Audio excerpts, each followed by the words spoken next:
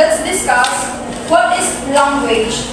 Language is a system of conventional spoken, manual, or written symbols by means of which human beings, as a members of social group and participants in its culture, express themselves. So, as we all know, diba, language is a system of communication where either it is spoken, manual, or written symbols that allows individuals to express or share their ideas, emotions, feelings, and information. Also, language is a medium or a way in which students or individuals can share or communicate and also understand one another, diba? Through sa language.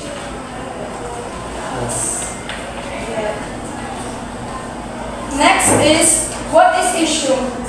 Issues are a subject or problem that people think or talk about or get to deal with. So, as we all know, diba, issues are the problems or challenges that needs to be addressed or solved. For example, climate change, diba? It is a global warming of Earth's surface due to human activities sa gihapon.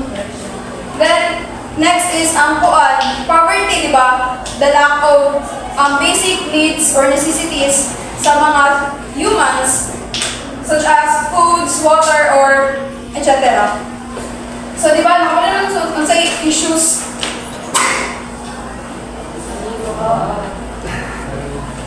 The next is, according to Banks or Gandhi, o siya, 1997, multicultural education is an idea, an educational reform movement, and a process. Ibali, an idea in the sense na multicultural is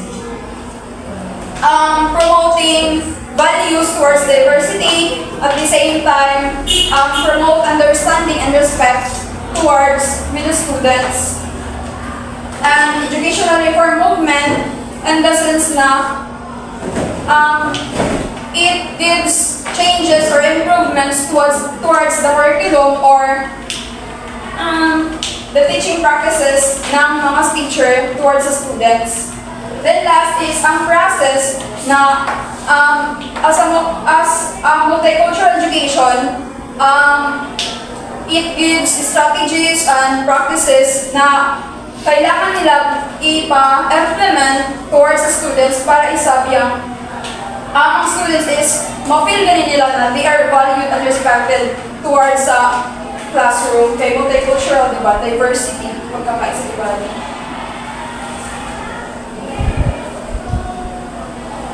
Then, language issues in multicultural education refers to challenges or difficulties related to communication and understanding different languages within a diverse learning environment. So, why there is a language issues? It's because, di ba, from the word multicultural education, ang students they have different languages in a certain classroom, di ba? We have different cultures, traditions, and values. So, kailangan natin ng language na magkahiyo sa galit kita, tas maka pagka it's kibali, I mean need nato ng language para kibali one another will be understanding, tapos maka-communicate sa kita sa atong students.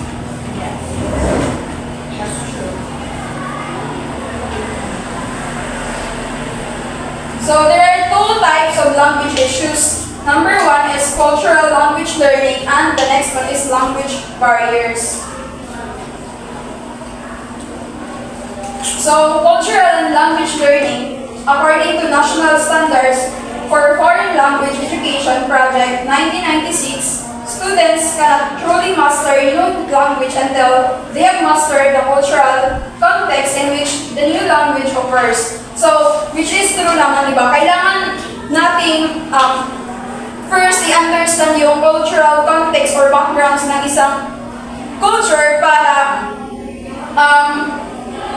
maka-communicate kita effectively and better sa ilahang culture. Kaya di ba, example sa Cebuano ba, ito na, pag mag-story sila kay pinabundak, which is para sa ato ba, ang definition is nasuko, but sa ilaha is normal lang.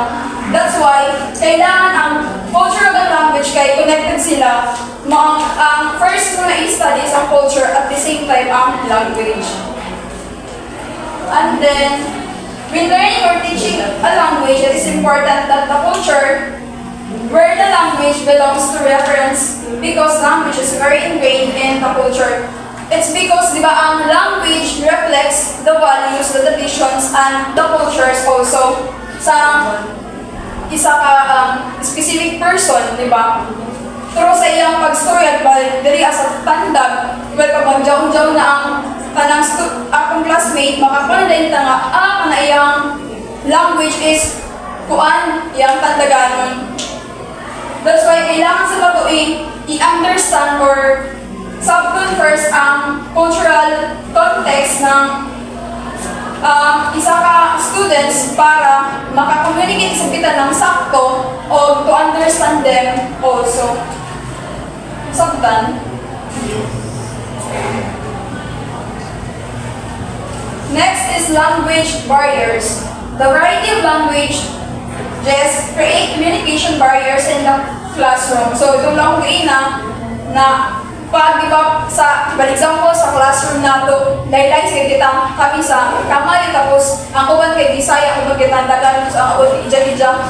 So, di ba, kung yan lang na language ang ikuha na ito sa classroom, are kayo one barriers na dili kita magkasinabtanay kung atong mga, di ba, kung atong language or ang atong gamiton within the classroom. Pero, now, kasi it is essential for each educator to ensure each child is educated in the language of their culture until the child has learned well enough the language of English. So, di ba, since arte kita sa school, naman aroy Taglish para everyone can communicate each other, and also ang teacher, pag maghatag ng instruction or mag-discuss, makasabutanan.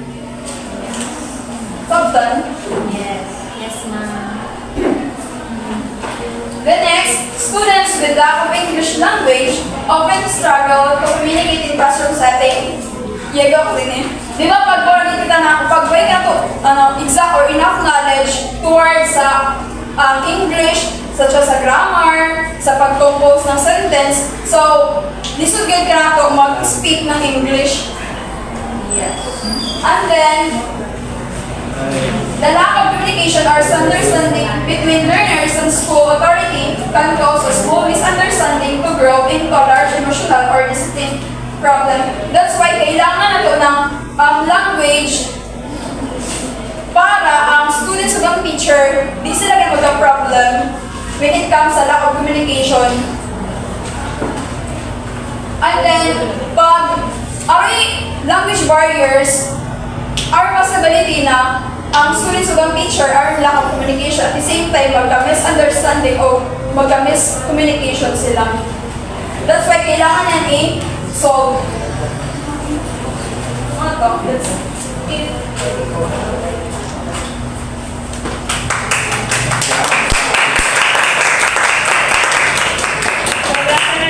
everyone. So next example of language issues.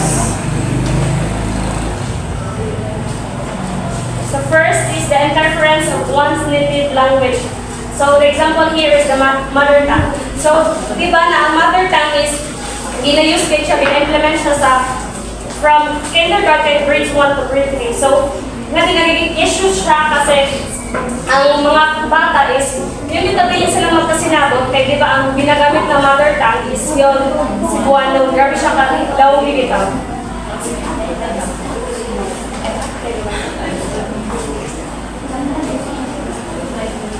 Then next is use of slang. So, nasabta naman na when we use slang, magiging issue siya kasi yan ito mga word na yun, hindi na masabta na yun, mukhang lamon-lamon na kang dito. So example, yes, Miss Justin, kaya ko, scenario.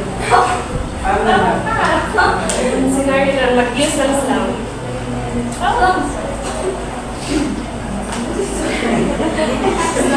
Use of slang. Ini scenario. Ha? Ano siya kasabot tayo? Ano naman? Okay, siya na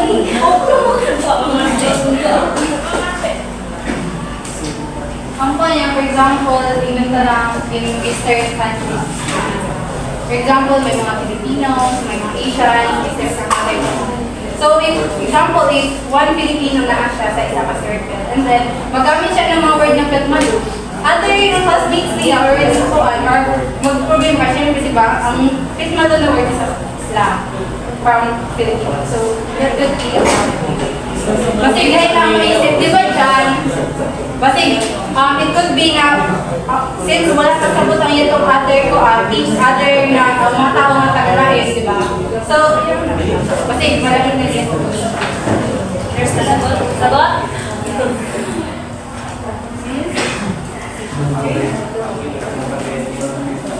Third one is lack of confidence. So what is low of self-esteem, lack of confidence leaves students doubting their ability to succeed, making them hesitant to engage in learning or take appropriate academic practice. So what is one example na yan kita mga bata, especially yung mga shy type na mga bata. Pag dili sila tukdon, wala ganyan sila dili, magpuyong na ganyan sila sa pilit. And then, what is the next is, ang teacher is, pag ang teacher yan dito, pasagdan na nila ang bata kung shy type siya, pasagdan na sa pilit, nabiling tukdon. Unless ang mga teacher na yun, isa-isa kong kayo para makakuha ng mahasa ang ilang speaking skills. Wow!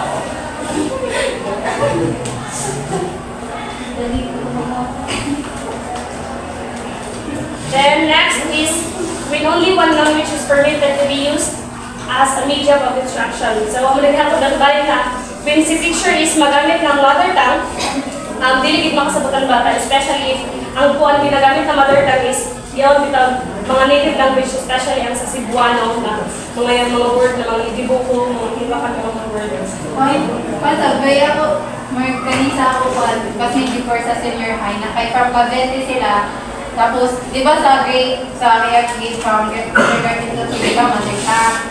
Tapos may isa din na question na about langgam yata. Di ba sa Tagalog ang langgam is bird? Ano? Ants.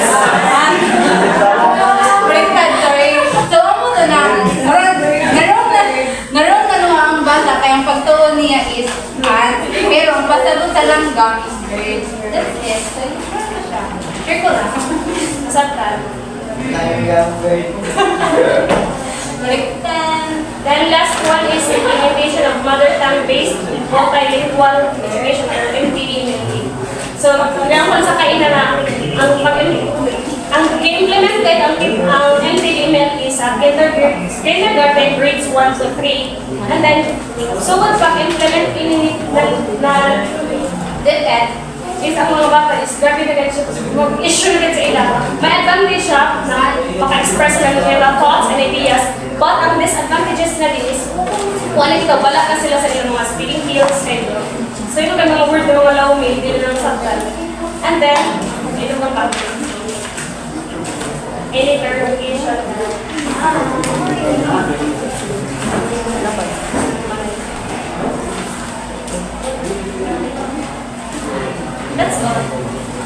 Yay!